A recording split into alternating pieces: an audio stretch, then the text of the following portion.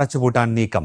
ദേശീയപാത വികസനത്തിൽ നിന്നും പിൻവാങ്ങുകയാണെന്ന് കഴിഞ്ഞ മാസം അതോറിറ്റി കേരള സർക്കാരിനെ അറിയിച്ചതിന് പിന്നാലെയാണ് നീക്കം. ഇതിനോടൊപ്പം അതോറിറ്റിയുടെ ഔദ്യോഗിക വെബ്സൈറ്റിൽ നിന്നും കോഴിക്കോട് ഓഫീസിൽ നടപ്പാക്കുന്ന തലപ്പാടി കുറ്റിപ്പുറം പാത വികസനത്തെക്കുറിച്ചുള്ള വിവരങ്ങളെല്ലാം നീക്കം ചെയ്തു.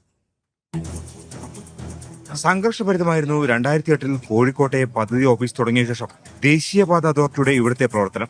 എതിർപ്പുകൾ അവസാനിച്ച് ഭൂമി സർക്കാരിന് ഏറ്റെടുത്ത് നൽകാൻ കഴിയാതിരുന്നതോടെ 2014 ഓഗസ്റ്റിൽ ഇനി ദേശീയപാത വികസനത്തിലില്ലെന്ന് കാണിച്ച് അതോറിറ്റി സർക്കാരിന് കത്ത് നൽകി. 3 കമ്പനികൾക്ക് ഇതിനകം 45 മീറ്ററിൽ റോഡ് വികസിപ്പിക്കാനായി നൽകിയ കരാറ് റദ്ദാക്കിയതായി തലപ്പാടി മുതൽ കുറ്റിപ്പുറം വരെയുള്ള പാതാ വികസനത്തിന്റെ ചുമതല വഹിക്കുന്ന പദ്ധതി ഡയറക്ടർ ഉമാമഹേശ്വര റാവു ഏഷ്യാനെറ്റ് ന്യൂസിനോട് പറഞ്ഞു.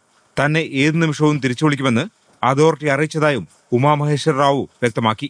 ട്രാൻസ്ട്രോയിഡ് നോർത്ത് മലബാർ, സൗത്ത് മലബാർ എന്നിവയാണ് കരാർ നേടിയ സ്ഥാപനങ്ങൾ. ഇതിനൊപ്പം ദേശീയപാത അതോറിറ്റിയുടെ വെബ്സൈറ്റിൽ നിന്നും തലപ്പാടി കുറ്റിപ്പുറം പാതാ വികസനത്തെക്കുറിച്ചുള്ള വിവരങ്ങളെല്ലാം അപ്രത്യക്ഷമായി. സൈറ്റിലെ വിവരങ്ങൾ പ്രകാരം നടപ്പാക്കാനിരിക്കുന്ന പദ്ധതികളിൽ തിരുവനന്തപുരം ഓഫീസിന്റെ കീഴിൽ വരുന്ന പാലക്കാട്, തൃശൂർ ജില്ലകളിലെ ദേശീയപാത വികസനം മാത്രമാണ് ഇപ്പോൾ ബാക്കിയുള്ളത്. അതേസമയം ദേശീയപാത അതോറിറ്റിയുടെ ഓഫീസ് അടച്ചുപൂട്ടൽ നീക്കം നാടകമാണെന്ന് വിശ്വസിക്കുന്നവരുമുണ്ട്. ദേശീയപാത അതോറിറ്റി ഓഫീസ് അടച്ചുപൂട്ടിയാൽ വീണ്ടും പാതാ വികസനം അവരെ ഏൽപ്പിക്കാൻ ഒട്ടേറെ തടസ്സങ്ങളുണ്ട്. പല നടപടിക്രമങ്ങളും ആദ്യം മുതൽ തന്നെ തുടങ്ങേണ്ടി വരും. ഏത് നിമിഷവും അടച്ചുപൂട്ടുമെന്ന അവസ്ഥയിലാണ് കോഴിക്കോട്ടെ ദേശീയപാത അതോറിറ്റിയുടെ ഈ ഓഫീസ്.